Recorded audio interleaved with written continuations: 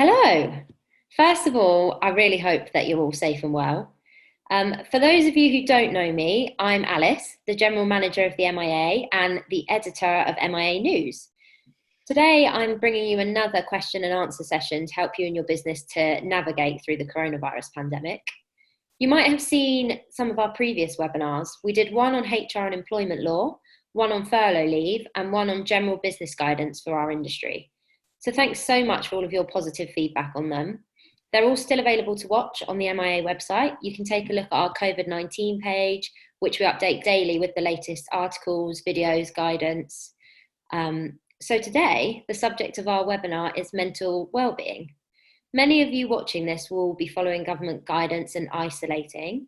You might be working from home, you might have even been furloughed. So your day-to-day routine might have changed massively. You might be missing that interaction with colleagues and customers that you usually have. You might even be taking on more than usual with caring for your family or homeschooling your children. So taking care of your own mind and your employees' mental health too is really important while staying at home. So today I'm delighted to be joined by the wonderful Deborah Ogden, who's a personal branding expert. She helps people to discover and enhance their natural strengths. And she's got lots of wonderful experience as a lawyer, a media manager, and a business owner. I'll be asking her some of the key questions that have come up concerning looking after your mental health and well-being while you're isolated, furloughed, or working from home. So without any further ado, hello, Deborah. Good morning, Alice. So I can get started with some questions if that works for you. Okay, yeah, that would be super. Thank you. So I guess the first thing is that it all feels very uncertain. So what would you advise to help me to cope with this uncertainty? Well, first of all, I hope everybody is feeling safe and well, because these are such anxious times. And for me, certainly, in talking to my clients and my network, one of the hardest things about this is the uncertainty. So we've never experienced it before. We're all in it together, and we can't see an end. So this uncertainty really makes us feel anxious. So it's important to remember that there will be an end. Now, what that end will look like and when it will be, none of us know at the moment. I mean, we're recording this today on Thursday the 16th, and I think the general consensus is we're in for another 3 weeks at least. So it's about managing our expectation of that time. And also thinking to ourselves, well, we will come out the other side, that's guaranteed, but we don't know what that new normal will look like. So it's about accepting that things may be different and trying to be flexible, but also looking at how we would like that new normal to look like for us. So I'm a big believer in that there is a lot that we can't control, but there's this central circle. If you have two rings, you've got the central circle, and within that, that's the area that we can control. And then outside that circle of control, there's the stuff we can't control. And it's very easy to say this, but I would recommend that you try and let go of the stuff outside your circle of control. So you can control your mindset, you can control what you eat, getting out and getting some exercise, the amount of media that you consume. You can keep in contact with people and try and maybe meditate or have some quiet time, some positivity. So those are all things we can control, but we can't control what's happening with the pandemic. So it's just thinking about, okay, I can do something about this. I can't do anything about this, so I'm going to let that go. That's great. So I've been furloughed and I feel like the days are really lacking in purpose. So I wonder what I can do to prevent my confidence getting knocked. Yeah, this is something that happens to people when they're not in a pandemic. So if people maybe have been made redundant, or a lot of our identity can be tied up with our day job. So people, one of the first questions when you go networking, or even if you're at a party or you meet somebody, we often say, what do you do? And very much we identify ourselves by what we do as a job or as a business. So this is why people can feel quite unsure at this time, on top of all the other things that we've already touched on. So when you are furloughed, if you're are at home for a period of time, it's important to have some structure. So try and add some routine to your day so that you have some kind of purpose to the day. And it's important to do something during, so I tend to choose 3 tasks that I want to get through in the day. So I have a purpose, 3 clear tasks. And just by achieving those tasks and ticking them off maybe on a list, you have that sense of purpose and you feel that you've achieved something. And I think sometimes it's this, again, going back to that uncertainty, but if you have no structure in the day, you can virtually feel a bit aimless. So having maybe three clear outcomes that you are looking to achieve in that day. But also it's a great time for reflection, and maybe look at the last 12 months or longer and write down a list of all the things that you have achieved in your career or in your current business, and really reflect on this time.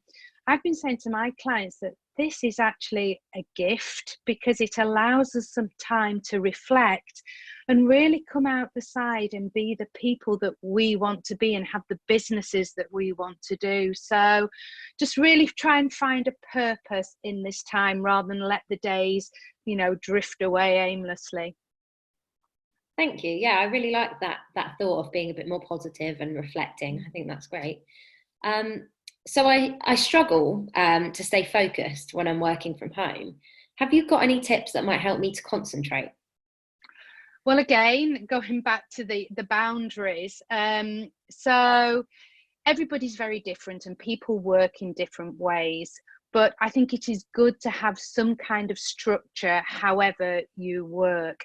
So set your alarm in the same time as you always would do. Get up, have your shower, get dressed. A lot of people, I've seen so much on Instagram and different areas about dressing from the top up, so that it's a Zoom call and people are just seeing the top of you. But it's about what's comfortable for you. Some people like to dress in their work clothes and it makes them feel more like they're in work mode, and maybe get changed when they finish at the end of the day. Some people are more relaxed. Again, that's very personal. But try and put some key points in the day. And the other thing for me, which is absolutely key, is try and focus on the outcomes that you want to achieve rather than the hours that you're sat working. So depending on the role, because your members will all have very different roles, I would yes, think. Absolutely. But certainly a lot of people that I work with are tempted to sit at their laptops from 9 till 5 and feel that they're working. But actually in these times, we're not very productive often. So it's good to think, right, I'm going to look at outcomes and think, again, three things. We can't tend to do more than 3 things well. So choose those 3 things. It might be 1 or 2 things that you are going to achieve in that day. And once you've achieved it, you put the laptop away and you go and enjoy the sunshine, or go for your hour's walk and have a break. But really try and think of outcomes rather than time, and plan it, and maybe set an alarm for 45 minutes and say, I'm going to give myself 45 minutes and then I'll have a treat at the end. For me, that's a cup of coffee in the garden, whatever that may be. Lovely. I've found that some days I feel absolutely fine. I feel like everything's normal. And then other days I can feel really, really anxious and just, things aren't sitting right. Is this normal? Well, it's a bit of a roller coaster, isn't it? Yes, definitely. And this is, yeah, absolutely. And this is where we have to be kind to ourselves and accept. I follow a lady who is an American researcher called Brené Brown, and she's got a new podcast out at the moment. And she was talking about first times and how we can be quite hard on ourselves when we do something for the first time and we have these expectations that we're going to meet, and sometimes we fall short. And as she said, none of us have ever dealt with a global pandemic before, so that we're unsure what to do, we're anxious, there's uncertainty. So all these quite negative emotions can be bearing down on us. And some days we can get up and we'll feel okay, and some days we will have bad days. And most important to say, it's okay not to be okay. We can be quite hard on ourselves sometimes, so it's okay to feel down. And on the days that you don't feel great, I would be kind to yourself and cut yourself some slack, and maybe the outcomes on that day are things that you really enjoy doing, that you love doing, that perhaps don't need as much brain power. And then think about something that you really love to do and indulge in that. So it might be that music, indulge in some music, get out in the fresh air. There's so many studies say that getting out in nature and the fresh air do us good. And spend time with people as well. Sometimes just reaching out. I mean, I don't know about you, but I've had so many. I wish I'd bought shares in Zoom before all this, because I've had so many Zoom calls. So really try and keep up that connection with people. Maybe if you're lucky enough to have a garden and a neighbour, you can have a chat over the garden fence. But keep in contact, because actually on the days you feel good, perhaps reach out to people who they might be having a bad day. So it is a roller coaster, and we just have to accept that. Yeah, I think that's excellent advice. So my partner and I are both working from home and we're homeschooling.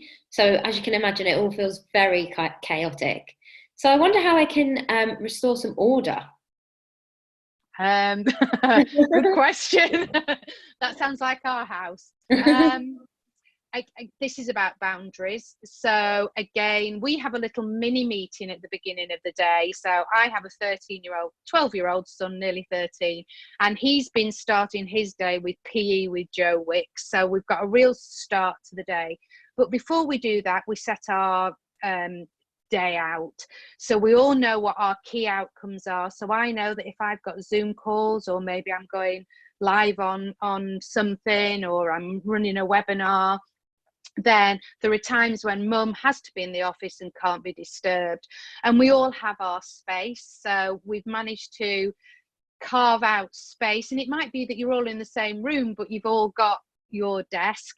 And I think it's about putting those boundaries in and saying, okay, if I've got my headphones in, then unfortunately I'm on a call and I can't be disturbed.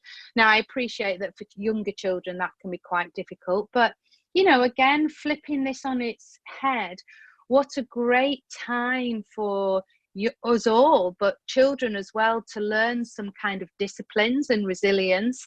And so it's about talking about our needs, because we all have different needs, because we're all very different people. And it might be that your partner's having a bad day one day and you're feeling up, and it's about supporting each other, being kind, and letting things go that perhaps might frustrate us on other days, because we're not used to all being under the same roof quite often, and we all have our ways of doing things. And I don't know about you, but there's my way and the wrong way when it comes to home. So it really is just working out what works for you. Thank you. So I really miss my day-to-day routine. What can I do to give my life a bit more structure? Well, I think we've touched on this already, but know what it is within your routine that really makes you tick. So there'll be things within your routine that you don't enjoy. Well, great, we can perhaps drop them at the moment. And this is part of this time of reflection. But also look at your routine. So if you are somebody that maybe catches the train into work and you enjoy that time because it's time to reflect and listen to music or set up your day, then try and incorporate that into your day as it is. We're a little bit of artists of our own day here. It's like we start with a blank blank page and we can decide what our day is going to look like. So think about your routine and what really fires you up and makes you thrive, and then try and cherry pick those things and bring those into your day to day as it is now. And I truly believe that when we come out the other side of this, I think the new normal will globally will look different, but we have an opportunity here to change our own new normal. And we might decide that actually there are things within our routine that don't serve us that well, and we're going to get rid of them. But there are those things that we think, I love doing that and I'm going to do more of it. So really try and introduce those, and hopefully we can bring some of this into our future new normal. Yeah, I think we can learn a lot from the situation we're in at the moment. Yeah, absolutely. So I wonder, have you got any tips on staying connected with colleagues, with customers, with the people that you're so used to seeing day to day? Yeah, I mean, I saw a little meme on Facebook the other day that said, introverts, get in touch with your extrovert friends because they're going to be struggling at the Very moment. true, yeah. Absolutely. And I always say I'm an extroverted introvert, so my job is all about connection. But actually, the one thing I want to do when I get home is shut the door and just be with my family. And I think a lot of people are like that. And there is a temptation at the moment to want to hibernate and hide.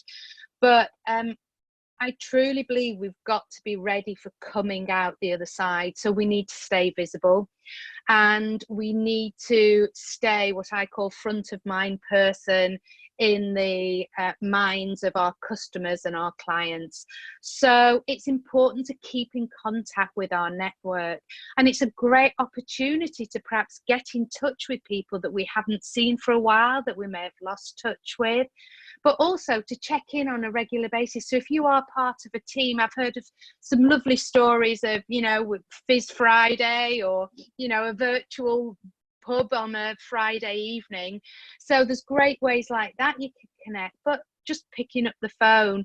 And I was talking to somebody yesterday who said they really miss that, when you stand up and walk around the office and have a chat with somebody. Yeah. And it's that interaction, isn't it? It is. And I think that's what Zoom has been really good at, because you still get the body language and the eye-to-eye connection, rather than just a phone call, which doesn't quite have that connection the same. But the other thing is social media as well. It's a great time just to share on social media and keep profile up, and maybe help people within your network. If you have people that are sharing information on social media, engage with them and interact with them, because we forget sometimes that social media is about being social, and it's a two-way thing. And often people will go on there and broadcast something and put something out there, but they forget that it's a two-way thing in engagement. And hopefully, while we've got a little bit more time, we can truly engage a bit more on social media and really build some of those connections. Yeah. Well, Deborah, thank you so much for your time. That was absolutely brilliant. I think you've answered all my questions fantastically there. I think it's just a time to be kind, reflect, do what we can. We're all learning at this, but let's hope and pray we get through the other side safe and well. Yeah, thank you. So I hope that everyone has enjoyed watching and that it's been useful for you. We plan to bring you these webinar sessions as often as you need them. So please do let us know if there's any subjects you'd like to hear more about, and we'll cover them for you. So all that's left to say is stay safe. Please do get in touch if there's anything at all that the MIA can do to help. Thanks for watching. Bye. Bye.